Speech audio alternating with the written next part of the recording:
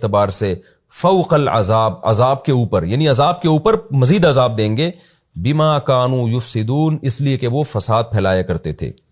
وَيَوْمَ نَبْعَثُ فِي كُلِّ أُمَّةٍ شَهِيدًا، اور جس دن ہم ہر امت میں سے گواہ کو اٹھائیں گے، علیہم، اس امت پر، من انفسہم، وہ گواہ اسی امت میں سے ہوگا، وجئنا بکا، اور اے نبی ہم لائیں گے آپ کو، جا کے بعد جب با آتا ہے تو اس کا معنی لانا، وجئنا بکا، اور ہم آپ کو بھی لے کر آئیں گے، شہیداً علی ہؤلاء، ان لوگوں کے خلاف گواہ بنا کر، ونزلنا علیک الکتاب، اور نازل کر دی ہم نے آپ پر کتاب، تبیانا لکل شیء، جو ہر چیز کو کھول کھول کے ایکسپلین کر رہی ہے، بیان کر رہی ہے، وہدن، اور یہ گائیڈنس بھی ہے، ہدایت بھی ہے، ورحمتن، اور رحمت بھی ہے، وبشرى للمسلمین، اور فرما برداروں کے لیے اس میں خوشخبری ہے۔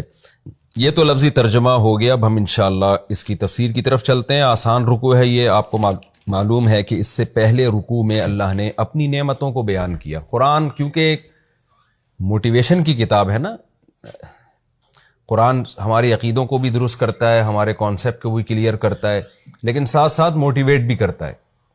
تو اللہ تعالیٰ نے اپنی تمام نعمتیں بیان کرنے کے بعد آگے جو لوگ ناشکرے ہیں، شرک کرتے ہیں، قیامت کے دن ان کی حالت کیا ہوگی؟ ابھی تو یہ فرما برداری نہیں کر رہے، لیکن قیامت کے دن کیسے فرما بردار بنے ہوں گے، اس بات کا اللہ تعالیٰ نے اس رکوع میں تذکرہ کیا۔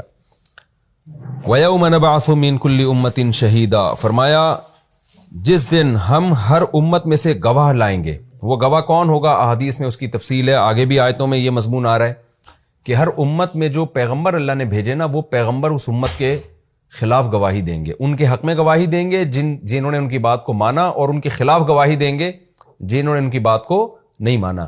وہ گواہی کیا ہوگی کہ اللہ میں نے اپنا پیغام صاف طور پہ پہنچا دیا تھا۔ تو نبی صلی اللہ علیہ وسلم بھی گواہی دیں گے۔ تو اللہ تعالیٰ اس بات کی ہمیں تنبیہ کر رہے ہیں کہ پیغمبر کا کام جہاں صاف صاف پہنچانا ہے نا، جیسے کہ پچھلی اس رکوع کے آخری، اس سے پچھلے والے رکوع کے آخر میں تھا کہ آپ کے ذمہ پہنچا دینا ہے، تو اس سے کسی کو یہ وہم ہو سکتا ہے کہ ٹھیک ہے جی نبی کے ذمہ پہنچا دینا، ہم مانے نہ مانے ہماری مرضی۔ تو اس پہ تنبیہ کی جا رہی ہے کہ پہنچانے کے بعد قیامت کے دن وہ تمہارے خلاف گواہی بھی دیں گے۔ تو دنیا میں سوال نہیں ہو رہا، لیکن آخرت میں سوال ہوگا۔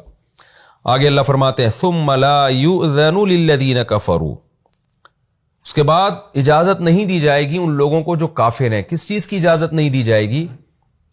اللہ سے معافی مانگنے کی، اللہ سے توبہ کرنے کی اجازت نہیں دی جائے گی۔ ولا هم یستعتبون، اور نہ ان سے اللہ کی ناراضی ختم کرنے کا مطالبہ کیا جائے گا۔ کیوں؟ جب مطالبہ ہی نہیں کیا جائے گا تو پھر ان کو اجازت بھی نہیں دی جائے گی کہ توبہ کرو تم، یعنی یہ توبہ کا آپشن ہی ان کے لیے ختم ہو جائے گا۔ یہ کتنا بڑا عذاب ہے کہ کوئی شخص سوری کرنا چاہتا ہو، کوئی معذرت کرنا چاہتا ہو، اس پہ معذرت پہ پابندی لگا دی جائے۔ قرآن سے، احادیث سے یہ مضمون ثابت ہے کہ ابتدا میں تو وہ معذرت کریں گے، لیکن پھر اللہ ان پر پابندی لگا دیں گے کہ تمہیں توبہ کرنے کی بھی اجازت نہیں ہے۔ وَإِذَا رَأَى الَّذِينَ ظَلَمُوا الْعَذَابَ، اور جب ظالم لوگ عذاب کو دیکھیں گے، فَلَا يُخَفَّفُ عَنْهُمْ، تو ان سے اس عذاب میں کمی نہیں کی جائے گی، وَلَا هُمْ يُنظَرُونَ، اور نہ ان کو مہلت دی جائے گی۔ کسی کو یہ وہم ہو سکتا تھا کہ اللہ تعالیٰ جب توبہ کا آپشن ختم کر دیں گے تو شاید اللہ خود ترس کھائیں گے اور عذاب کم کر دیں گے یا ختم کر دیں گے۔ فرمایا نہیں، مجھے بھی ان پہ ترس نہیں آئے گا۔ جب یہ لوگ عذاب کو دیکھیں گے تو نہ اس عذاب میں کمی کی جائے گی اور نہ ان کو مہلت دی جائے گی۔ وَإِذَا رَأَى الَّذِينَ أَشْرَكُوا، یہ تو حکم تھا عام گناہ گاروں کے بارے میں، عام کافروں کے بارے میں، اب خاص مشرکین کے بارے میں، کیونکہ عرب میں شرک بہت تھا، پوری دنیا میں شرک تھا، تو اللہ ان مشرکین کے بارے میں الگ سے ذکر کرتے ہیں۔ وَإِذَا رَأَى الَّذِينَ أَشْرَكُوا شُرَكَاءَهُمْ، اور جب وہ لوگ دیکھیں گے جنہوں نے شرک کیا اپنے شرکاء یعنی اپنے معبودوں کو، چاہے وہ پتھر کے بنے ہوئے معبود ہوں، چاہے وہ انسانوں کی شکل میں ہوں، اللہ ان کو بھی زبان دیں گے۔ جو پتھر کے بنے ہوئے معبود ہیں نا، قرآن تو یہاں تک کہتے ہیں کہ ان کو بھی ان کے ساتھ جہنم میں پھینکا جائے گا، صرف ان کو دکھانے کے لیے کہ جن کو تم اپنا آقا سمجھتے تھے آج وہ بھی تمہارے ساتھ جل رہے ہیں۔ ظاہر ہے پتھر کے بنے ہوئے بت کو تو کوئی تکلیف نہیں ہوگی، لیکن یہ صرف ان کو آر دلانے کے لیے۔ جیسے جب کسی کو کسی پہ غضب ہوتا ہے نا، وہ بتاتا ہے کہ یار یہ پتھر کا بنا ہوا بت ہے، تم اس کی عبادت مت کرو، اگلا مان نہیں رہا تو آپ کیا کرتے ہیں؟ اس کو اٹھا کے پھینک دیتے ہیں اس کے سامنے دریا میں یا آگ میں پھینک دیتے ہیں۔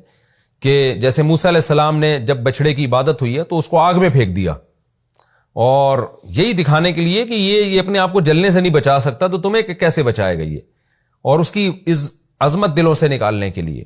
تو اللہ تعالیٰ فرماتے ہیں کہ جب یہ لوگ اپنے شرکا کو دیکھیں گے تو کہیں گے ربنا ہؤلاء شرکاؤنا، اے اللہ یہ ہمارے وہ شرکا ہیں، الذین یہ وہ لوگ ہیں کنا ندعو من دونک تجھے چھوڑ کر ہم ان کو پکارتے تھے۔ ایک جگہ تو آتے ہیں کہ وہ نفی کر دیں گے ہم نے تو کسی کو پکارا ہی نہیں ہے،